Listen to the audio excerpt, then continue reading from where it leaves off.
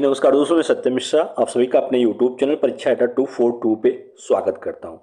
दोस्तों यहाँ पर हम बात करने वाले हैं सीटेट और जेटेट का जो सुप्रीम कोर्ट का फैसला आया है, किस कारण से वहाँ पे सीटेट अभ्यर्थियों को जो है इनवैलिड कर दिया गया है, उसके बारे में यहाँ पे बात करेंगे। इसके अलावा हम यहाँ पे बात करेंगे कि क्या बीपीएससी टीआरई 4.0 पे इसका असर जो है वो पड़ेगा। ठीक है, बिल्कुल यहाँ पे हम इसके बारे में बात करेंगे। इसके अलावा कहाँ कहाँ पे आपका जो सीटेट है वैलिड है, कहाँ पे इनवैलिड है, उसको लेके भी यहाँ पे हम बात करने वाले हैं। तो बिल्कुल अगर आप मेरे चैनल पर नए हैं, चैनल को पहली बार विजिट करें तो सब्सक्राइब दोस्तों जरूर कर लीजिएगा। तो बिल्कुल सुप्रीम कोर्ट ने झारखंड हाई कोर्ट का जो आदेश यहाँ पे दिया गया था सीटेट अभ्यर्थियों को शामिल करने का, उस आदेश को यहाँ पे जो है सुप्रीम कोर्ट में रद्द कर दिया। 26,001 पदों की सहायक आचार्य नियुक्ति परीक्षा में शामिल सीटेट अभ्यर्थी जो हैं बाहर होंगे।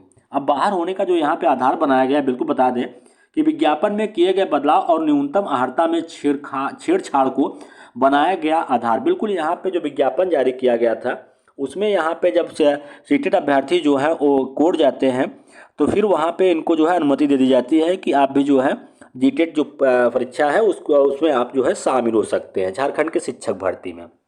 बिल्कुल उसी को यहाँ पे आधार बनाया गया कि जो है यहाँ पे कहा गया है कि जो नियमावली है उसमें एक बार अगर विज्ञापन आप जारी कर देते हैं तो फिर उसमें किसी प्रकार का कोई बदलाव जो है वो नहीं कर सकते। ये यहाँ पे एक मिस्टेक हुआ। दूसरा यहाँ पे जो आधार बनाया गया बाहर करने का, वो स्थानीय भाषा की जानकारी नहीं होने का दिया गया तर्क।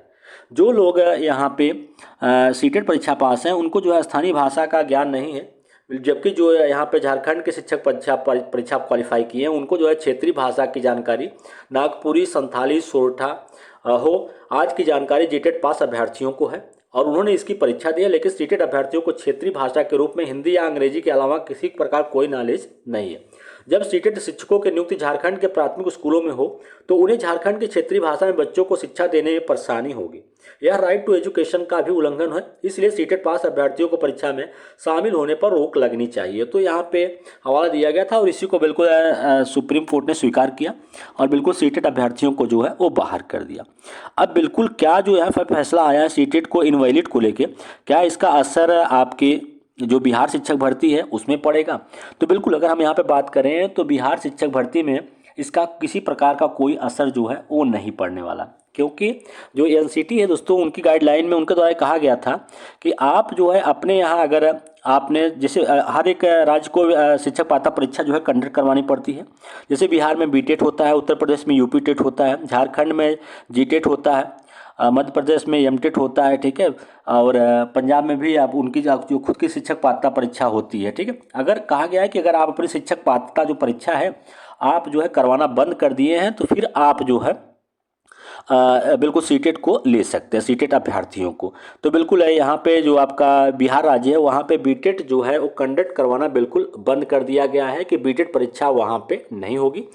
तो इस कारण से सीटेट अभ्यर्थियों को वहाँ पे जो है मौका दिया गया है। तो बिल्कुल सीटेट जो भी अभ्यर्थी सीटेट परीक्षा क्वालिफाई करके बिहार में शिक्षक बने हैं, टीआरई 3.0 हो या टीआरई 1.0 हो, किसी में कोई असर नहीं पड़ने वाला है। आगे की भी परीक्षाओं में किसी प्रकार का कोई असर जो है वो नहीं पड़ेगा।